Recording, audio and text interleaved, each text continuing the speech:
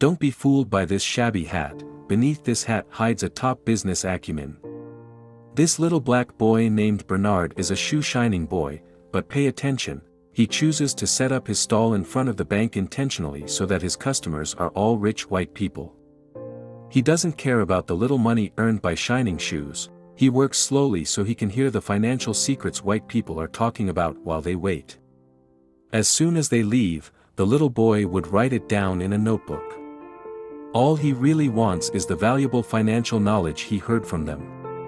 From a very young age, he knows that his lifelong dream is to become a banker. This is Texas in 1939, a place where black people are oppressed by severe discrimination. His father tells him sadly that his dream is impossible, but Bernard's eyes show determination against all odds. 15 years later, the grown-up boy moves to Los Angeles with his wife, Eunice, and children. The racial discrimination here is not as serious as in his home, so he decides to start his business here. The family of 3 has to live in a dilapidated utility room of one of his relatives. Still, Bernard promises his wife that they will move out soon. He starts as a real estate agent and searches for houses for sale everywhere in the city. Through keen observation, he finds that the black community in Los Angeles is overcrowded, while the white community still has many empty houses. Black people have rental needs and financial strength, but there is no market. This is a great business opportunity for real estate speculation and renting. He sees a white-owned apartment with weeds on the front door, obviously not in very good condition. Still, only he sees the advantage of the house's location, which is adjacent to the black area. He goes to the owner and says that you only rented out half of the apartment, so why don't you sell it to me? I'll give you $30,000 now, and I'll give you another $5,000 when I rent out all the rooms. Although the owner admires his idea, he doesn't want to do risky business. Bernard expresses his understanding. Before leaving, he suddenly glances at the owner's calendar, which shows that it is given by a local bank manager. So an idea comes to his mind. He says goodbye to the owner and goes to the bank directly, where he finds the manager who sent the calendar. The manager's secretary, who discriminates against black people, refuses to introduce him to the manager. He waits for a few hours at the bank door, and when the manager comes out, he stops him immediately.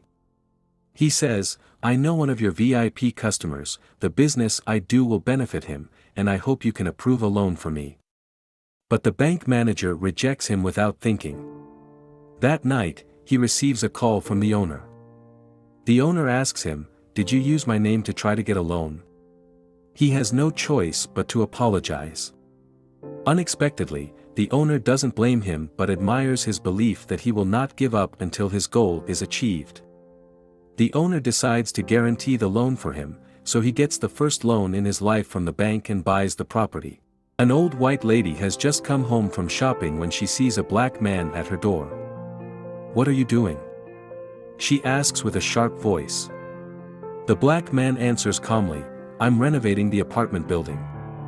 The old lady speaks with a mean face, "Workers like you should be careful." Bernard responds, "Don't worry, this is my building, and I will definitely take good care of it." Speechless, the old lady goes home angrily, and the police come soon after. They tell Bernard that an old lady called the police and then ask him if he pretended to be the owner and contradicted her. Unexpectedly, Bernard takes out a copy of the real estate certificate. It turns out that he has foreseen trouble, so he is prepared in advance. The police realize that the house really belongs to him, so they leave in a huff. That night, Bernard returns to the apartment building. The old lady at the door sees him and immediately tells him to get out because it is not the time for renovation. Bernard still replies calmly, "I am not a renovation worker now, I am the owner." The old lady is dumbfounded, and a few days later, she moves out angrily because she doesn't want to live in the same building with black people. As soon as the old lady leaves, Bernard rents out her house to a black lady. Sure enough, the black tenant market is huge, as he has foreseen. The building is quickly filled, and Bernard gives the negotiated follow-up payment to the former owner. The former owner admires Bernard very much and offers to start a business with him. Bernard chooses the house and calculates the income, and the old owner negotiates the transaction and signs the contract. With him in front, white people won't know that they are doing business with black people, and they will split the revenue. Bernard readily agrees. The cooperation between the two goes very smoothly, and they make a lot of money immediately. Bernard also moves from an apartment block to a mansion shortly after, providing a happy life for his beloved family. This is his wisdom: when someone discriminates against him, he will not punch back, because then he will fall into other people's game rules. He wants to play his own rules. Rational, economic, and maximum profit is his ultimate goals. However, life does not always go smoothly, and challenges can arise at any moment. The former owner who works with Bernard is old and frail and dies suddenly a few years later. His equity in the company is inherited by his wife. This woman severely discriminates against black people and doesn't want to cooperate with Bernard. She contemptuously offers to buy Bernard's shares at a very low price, and if he disagrees, she will sue him. In that era, when whites and blacks litigate, who do you think the judge would favor? Bernard is not willing to be treated so unfairly, so he decides to go to court. But he had to find someone to testify to prove his cooperative relationship with the old owner. He thinks of the bank manager, but the manager has already cooperated with the widow and avoids Bernard again. Extremely disappointed, Bernard stands in the bank and looks around. The neat and tidy bank building shows systematically discriminatory fangs everywhere. Just because of the color of his skin, he is often scorned when he walks into the bank. Thinking of this, a bold plan gradually rises up in Bernard's mind. There are 4 banks in one building, and each of them has closed doors for this black man. At this moment, Bernard's mind generated a genius idea: I will buy this building and see who of you dares to discriminate against me again. So Bernard finds Joe, another black real estate developer in Los Angeles, and tells him his plans. At first, Joe thinks he is out of his mind because the land price of the building is extremely high, and never has a black person ever bought land in LA downtown. But after discussing it for a while, Joe discovers that Bernard is not a delusional man but a thoughtful rationalist. Why does he want to buy this building? Because as long as he owns the building, the bank inside will serve him. They dare not refuse to give him a loan. They will also disclose the real estate trend to him so that his real estate business will be smoother. Joe is shocked by his idea, but after thinking about it, he believes it will work. Although he is extremely wealthy, he is also subject to white people everywhere. If he can step on white bankers on white land, he will make more money. However, they still cannot negotiate transactions with white people directly, so they need a white person as an agent. In this regard, Bernard already has an idea in mind: Matt, who has been helping him with renovations. This guy is an honest man, he's also very ambitious, just a little inexperienced.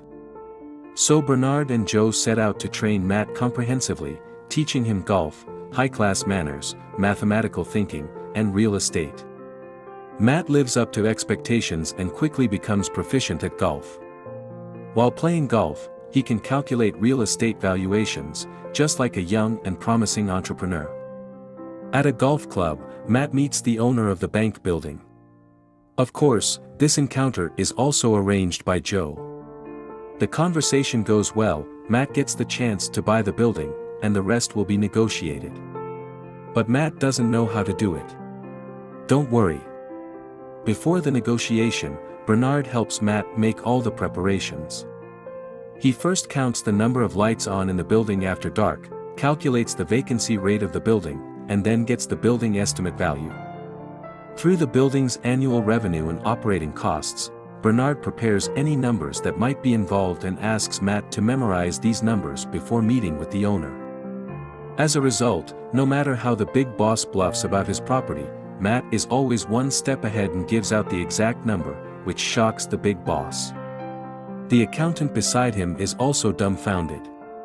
They all think that they have encountered a math genius and can't fool him at all. In the end, Bernard gets the building that is initially priced at more than $2.4 million for just $1.56 million. From then on, whenever Bernard goes in or out of the building, the president of every bank will come to shake his hand. The little manager who made things difficult for him in the past is shocked. With the support of the banking industry, Bernard and Joe's real estate careers expand rapidly. They break the strict zoning of Los Angeles's black and white segregation single-handedly. Many young and promising blacks move into white neighborhoods. Soon after, they even get received by the vice president. Several years later, in 1963, Bernard takes his family back to Texas to visit his father, Britton. After their dinner, Britton tells Bernard that he's proud of his accomplishments. The next day, Bernard walks around town with his son. Before they know it, they are standing in front of the bank where Bernard worked as a shoeshine boy. At that time, Texas was the most racist place in America. They meet a young boy shining shoes just like Bernard used to when he was little. To Bernard's surprise, the boy will only work on the shoes of white people. This little incident touches Bernard and awakens his sense of responsibility to his fellow man. He secretly makes up his mind that he must change the status quo and help the black community in his hometown get better housing. The next day, Bernard visits Joe and tells him that they should buy the mainland bank in Texas. Joe thinks Bernard is out of his mind for even thinking about it because the racism in Texas is so severe. But Bernard manages to show compelling reasons to make the purchase. In the end, Joe agrees to help Bernard out. They recruit Matt again and use him to be their frontman once more. They meet with the bank owner, Robert Florence Sr. and Jr., to discuss the numbers of the deal. Despite Florence Jr.'s suspicions, Sr. sells the bank to Matt and his partners. With the mainland bank acquired, Bernard gets to work and starts helping the African Americans in town get approved for loans. It would seem that Bernard's goal is to help his fellow men get a fair chance at housing and even money-making opportunities. Things go well for a time until Florence Jr. starts investigating the loans that their bank approves. One day, Florence follows Matt and meets up with Bernard and Joe. He confronts them about the loans they approved and threatens them with a letter from the U.S. Treasury Department. He says that the department will inspect the bank's operations in 1 month. As Florence Jr. leaves, the guys discuss their next moves. During that time, Matt comes up with a suggestion. He suggests that they buy another bank and transfer the problem loans from mainland to that bank. They discuss the purchase of the Bank of Marlon Moore, and Bernard says the main problem is overseeing the operations of the bank. In response, Matt suggests that he be allowed to run the new bank. Bernard expresses his discomfort with the idea, but he eventually settles with letting Eunice keep an eye on Matt. In the end, Matt gets to run his bank just like he wanted. The next day, Matt meets up with a lawyer and starts signing loan contracts on his signal. Sometime later, Matt receives a call from Florence Jr. regarding clients that want to withdraw all their money from mainland. To make matters worse, a federal bank examiner arrives at Marlon. To help Matt, Bernard forces himself to dress up as a janitor so he can get close during the meeting. Unfortunately, it doesn't make a difference since the examiner discovers a critical problem on several loans. Bernard is in disbelief that the absurd loans got approved. Eventually, they learn that it was Florence Jr.'s doing all along. It turns out that while rushing to run his bank, Matt skipped protocols and used a lawyer that Florence recommended. Through that, Florence was able to sneak in the problematic loans. Sometime later, Bernard and Joe tell Matt that the most rational move they can make is to walk away from the Bank of Marlon. Unwilling to let his bank go, Matt makes a move without letting his partners know. Joe learns about his move the next day and rushes to mainland bank with Bernard. They confront Matt about the loans while Florence watches the spectacle with a proud look on his face. Bernard tells Matt to get their books, but it's too late. The federal bank examiners arrive to revoke mainland bank's license to operate. While leaving the building, the FBI arrests Bernard and Joe. Bernard tries to stand his ground, but it's a futile struggle. Sometime later, Bernard and Joe meet up with their lawyer. They learn that their case got dragged along with some racial politics in the country. Meanwhile, Matt talks with Senator McClellan about testifying against his partners in exchange for his freedom. Matt contemplates his next move that night and makes a phone call. Matt follows McClellan's suggestions and testifies against his partners at the Senate hearing the next day. Later that day, Bernard also meets with McClellan and listens to his proposal. He gives him a choice to take an immunity deal and confirm Matt's testimonies, or Bernard can say whatever he wants and go to jail. In the end, Bernard decides to say the words that have been kept in his heart for years. He talks about racial discrimination in the country. Shortly after that, both Bernard and Joe's fortunes got decimated after the hearing. The two also got sentenced to federal prison. Florence Jr. purchases the mainland bank for a small fraction of the price paid by Bernard and Joe. Meanwhile, Matt Steiner never got charged with any crime. Several years later, Bernard and Joe get out of prison. Eunice finds it strange that the two men seem happy even after losing all their fortune. It turns out that's not the case at all. Joe reveals that they have properties next to each other in the Bahamas. Eunice is in disbelief and asks Bernard how that happened. It turns out that the man Matt called the night before his testimony was Bernard. He told Bernard about the senator's deal and apologized to him. In return, Bernard asked Matt a favor before the government could seize their assets.